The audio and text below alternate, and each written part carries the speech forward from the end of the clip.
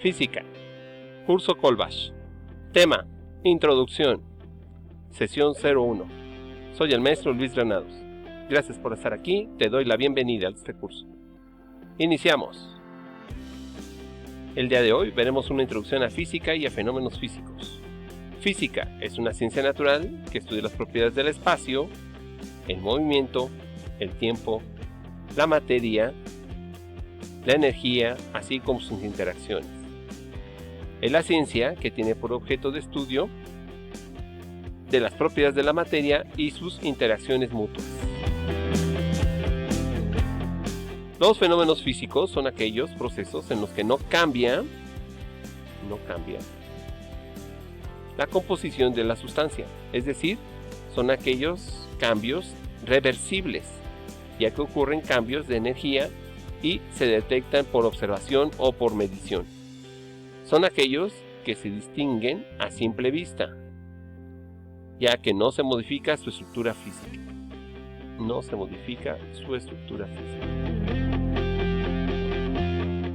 Unidades de masa, capacidad, superficie y volumen. Definimos masa como la cantidad de materia de un cuerpo. Regularmente se mide en gramos. Capacidad. Son empleados para medir el volumen del contenido en líquidos y envases. Por ejemplo, un litro de agua, un litro de leche en un recipiente. Superficie. Son las unidades empleadas para medir la extensión de dos dimensiones y varía de 100 en 100. ¿Sí? Por ejemplo, 100 metros cúbicos, 1000 metros cúbicos, etc. Volumen. Se usa para expresar la expresión de tres dimensiones, de 1000 en 1000. Nuevamente, 1 metro cúbico, 10 metros cúbicos, 1000 metros cúbicos, etc. Resumen sobre física. Entendemos como física, primeramente, del griego physis, que estudia lo que rodea la naturaleza, o el estudio de la naturaleza, eso es physis, physis es naturaleza. La física clásica, antes de 1900, estudia la mecánica, la termodinámica, el electromagnetismo, la óptica y la acústica. La física moderna estudia la mecánica cuántica y la relatividad. Se relaciona con química, biología, físico-química, astronomía, ingeniería, geografía, astrofísica, matemática y otras ciencias. Áreas. Las áreas son de mecánica, cinemática, estática, dinámica.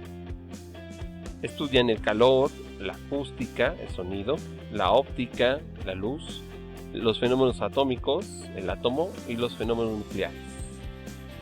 Sus aplicaciones son, por ejemplo, un horno de microondas, el radiador de un auto, los rayos X, un rayo láser y el riesgo de radiación. Energía.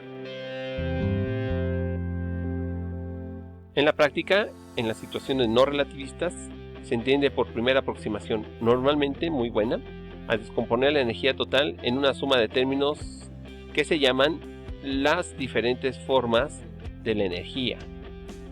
La energía potencial, que es una forma, y la energía cinética son dos elementos a considerar tanto en la mecánica como en la termodinámica.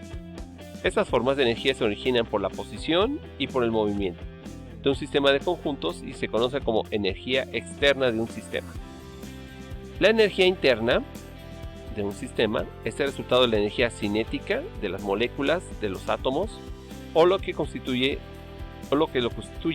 de su energía de rotación y vibración. Además, la energía potencial, que es otro tipo de energía, intermolecular debido a las fuerzas de tipo gravitatorio, electromagnético y nuclear, que constituyen conjuntamente interacciones fundamentales.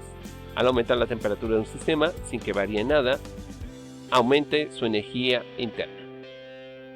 Por lo tanto, decimos que energía es la capacidad de realizar un trabajo.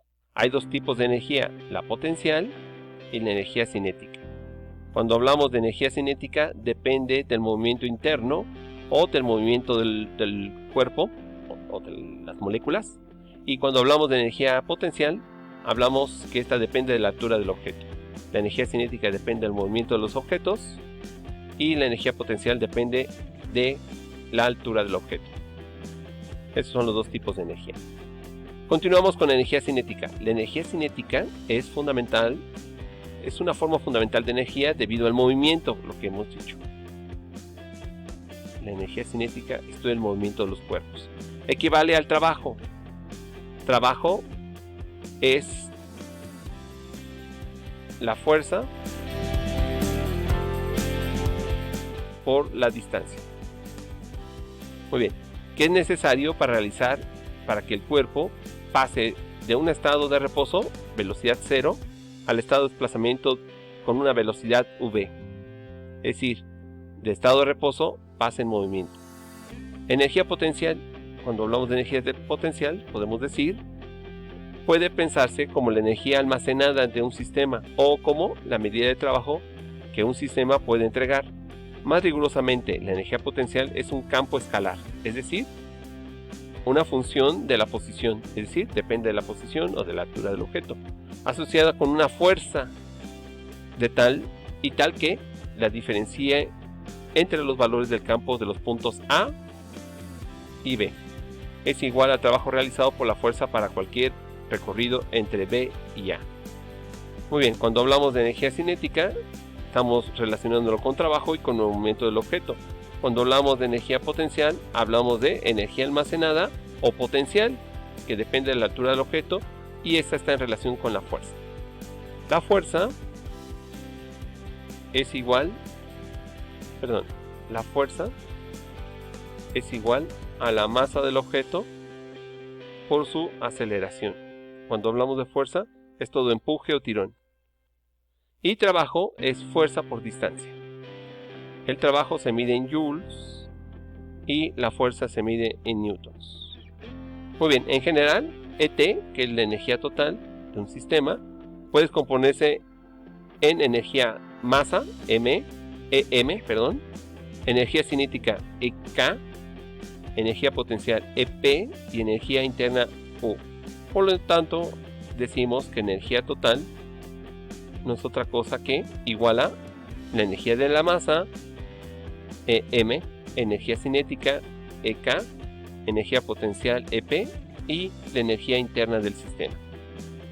Esa sería la fórmula de energía total. Una forma breve de representar eso es: la energía total es igual a mi energía cinética, la voy a poner con C, más mi energía potencial, más mi energía interna. Es una forma abreviada también de decir. Muy bien.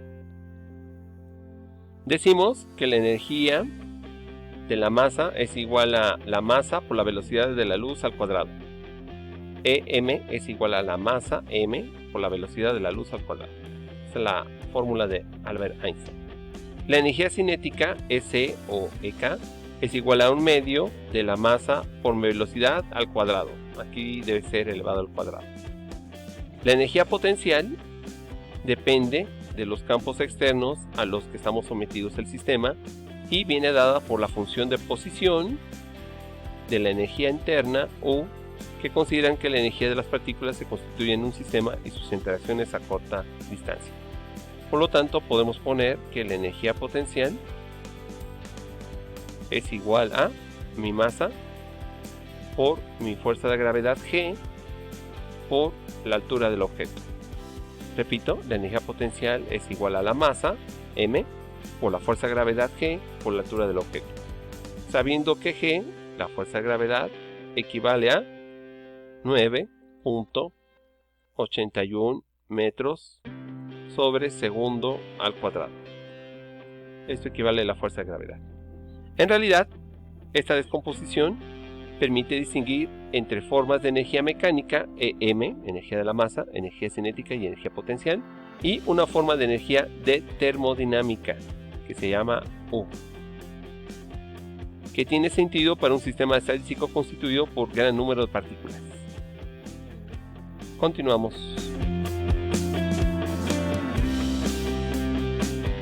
Energía interna. Cuando hablamos de energía interna, le decimos U, establecemos la letra U. La energía interna de un sistema U tiene la forma de energía cinética y potencial de las moléculas, átomos y partículas subatómicas que constituyen el sistema. Es decir, U, energía interna, es igual a energía cinética interna más energía potencial interna, donde energía cinética interna es la suma de la energía cinética de todas las partículas de un sistema, es decir, cuando un objeto está en movimiento y todas sus partículas están en movimiento. Energía potencial interno es la suma de la energía potencial debido a la interacción de todas las partículas entre sí, es decir, cuando potencialmente un objeto puede caer. Formas de interacción del sistema entorno. Para el sistema cerrado, el intercambio de energía sistema-entorno solo puede ocurrir de dos formas, en forma de calor y en forma de trabajo. Trabajo, decíamos que es W, es igual a la fuerza por la distancia. El trabajo, en términos de termodinámica, siempre representa un intercambio de energía, entre un sistema y su entorno. Cuando un sistema sufre una transformación, este puede provocar cambios en su entorno. Si los cambios implican desplazamiento, variación de las fuerzas que se ejerce el entorno sobre el sistema o precisamente sobre la frontera entre el sistema y el entorno, entonces se ha producido el trabajo. Es decir, si yo cambio un objeto de la posición A a la posición B, estamos hablando de un trabajo. Si cambia de la posición A a la B, y aquí hay una distancia, y para que un objeto recorra una distancia aplico una fuerza sobre A y recorre una distancia, le llamamos trabajo. Dependiendo del origen físico de las fuerzas aplicadas al sistema, se distinguen diferentes formas de trabajo realizado. El trabajo tiene dimensiones de energía y representa un intercambio de energía entre el sistema y su entorno. Por conveniencia o por convención se considera que el trabajo realizado por el sistema es positivo y el trabajo efectuado por el sistema es negativo. Muy bien, continuamos. Siguiente definición, calor. A calor lo vamos a representar por la letra Q. El calor es igual al trabajo, es igual que el trabajo. Se considera en termodinámica como energía en tránsito a través de una frontera que separa a un sistema de su entorno. Sin embargo, a diferencia del trabajo, la transferencia de calor se origina por una diferencia de temperatura. Cuando hablamos de calor, hablamos de temperatura entre el sistema y su entorno, y el simple contacto, que es el único requisito para que el calor sea transferido por conducción. No se considera calor que se almacena en un sistema. Cuando se trata de energía en forma de calor a un sistema, se almacena en forma cinética o potencial en las partículas microscópicas que lo integran. Las unidades de calor son las de trabajo y las de energía. La convención de signos utilizados para una cantidad de calor, Q, calor es Q, es opuesta a la que se utiliza para el trabajo. El calor añadido a un sistema se da con número positivo, si es añadido es positivo, y el calor extraído en un sistema se da con signo negativo.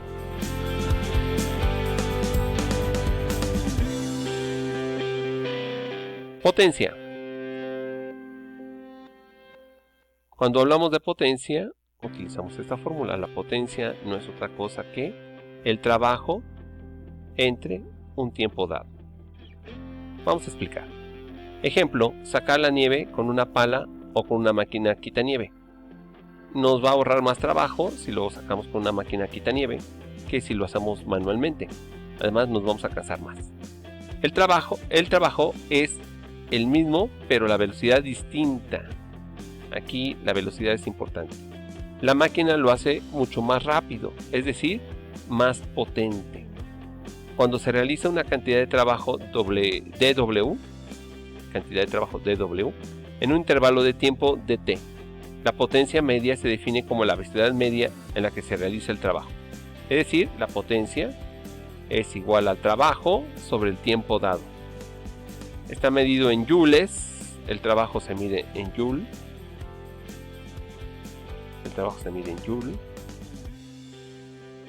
y el tiempo se mide en segundos. Entonces sería Joule sobre segundo, o vatios W, o watts, cuando se aplica una fuerza y hay desplazamiento, ¿no? Bien, aquí continuamos con el siguiente término, que es termodinámica. Termodinámica, se entiende, es la rama de la física que estudia la energía y la transformación entre distintas manifestaciones como calor y la capacidad para producir un trabajo. Entonces, cuando hablamos de termodinámica, hablamos de tres conceptos: energía, calor y trabajo. Energía, calor y trabajo. Un sistema puede ser cualquier objeto, masa, región del espacio, etc. Un sistema puede ser cualquier objeto, masa, cuerpo, región del espacio, etc. Seleccionado para su estudio y aislado mentalmente de todos los demás. ¿Qué pasa a ser parte del entorno del sistema? El sistema y su entorno forman un universo. Muy bien. La distinción entre sistema y entorno es arbitraria. El sistema es lo que el observador ha escogido para estudiar. El sistema es lo que se ha escogido para estudiar. La envoltura imaginaria en la que se encierra el sistema y lo separa del entorno se llama frontera del sistema y puede pensarse que tiene propiedades especiales para que sirven para 1. Aislar el sistema de un entorno y B. Para permitirle. Muy bien, vamos a continuar ahora con la primera ley de termodinámica. Afirma que la energía total, ET, de cualquier sistema aislado se conserva. La energía total de un sistema se conserva. Esa es la primera ley. Muy bien. También conocida como la ley de la conservación de la energía. La primera ley de termodinámica establece que si se realiza un trabajo sobre un sistema, la energía interna del sistema variará. Se trata de la generalización de la segunda ley de Newton, conservación del movimiento. En este caso llamamos a calor Q y la adopción de una forma de energía y la energía interna U como una propiedad de la materia. El primer reconocimiento del principio de conservación por Leibniz, 1693, se refiere solo a la suma de la energía cinética, un medio de la masa por su velocidad al cuadrado, y la energía potencial, masa por fuerza gravedad por altura, de una mecánica simple situada en un campo gravitacional terrestre. El principio de conservación de la energía es uno de los más fundamentales, generales y significantes principios de la teoría física. La primera ley de termodinámica nos dice, para un sistema cerrado, es decir, que tiene masa constante, la primera ley de termodinámica se expresa matemáticamente por medio de energía total es igual a calor menos trabajo.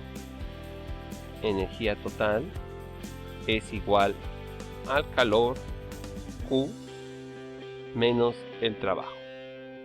Esa sería la primera ley de termodinámica, donde DET es el cambio total o la energía total del sistema, Q es el calor agregado del sistema y W el trabajo realizado por el sistema.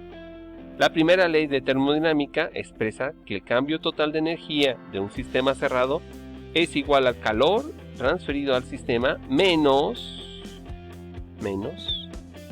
el trabajo efectuado en el sistema. Pasamos a la segunda ley de termodinámica. La primera ley es útil para comprender el flujo de energía durante este proceso, pero no nos dice cuáles son los procesos que conservan la energía son posibles, si nos permite predecir en qué estado se hallará un sistema determinado en determinadas condiciones. Por ejemplo, supongamos que una máquina quema combustible y que el calor producido se suministra a una máquina de vapor. La primera ley de termodinámica, realizada por máquinas más el calor desprendido por ella al exterior, son igual al calor suministrado, ya que la energía interna de la máquina no variará. No sabemos nada acerca del rendimiento de la máquina. Muy bien. La segunda ley de la termodinámica trata de estudiar el comportamiento más probable de un número de moléculas o partículas. Entonces, estudia el comportamiento más probable de partículas y moléculas. Los sistemas tienden a estados de máximo desorden o caos molecular. Aquí está en orden y aquí está en caos. Cuando está en caos un sistema le llamamos entropía. Depende solo del sistema y no de un proceso particular que siguió para llegar a ese estado. Es decir, si pasamos del orden al caos, eso sería una entropía. La entropía mide el caos de un sistema. Si hablamos de entropía, tenemos que definir nuevamente el proceso reversible e irreversible. Entonces hay dos procesos, los reversibles e irreversibles.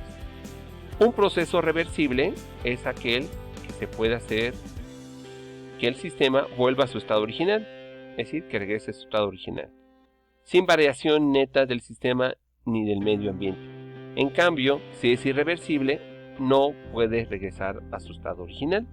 Ya no hay modificación ni hay cambio. Y con esto terminamos la primera parte de física, la introducción. Gracias por tu atención, nos vemos en la próxima. Soy el maestro Luis Granados, hasta luego.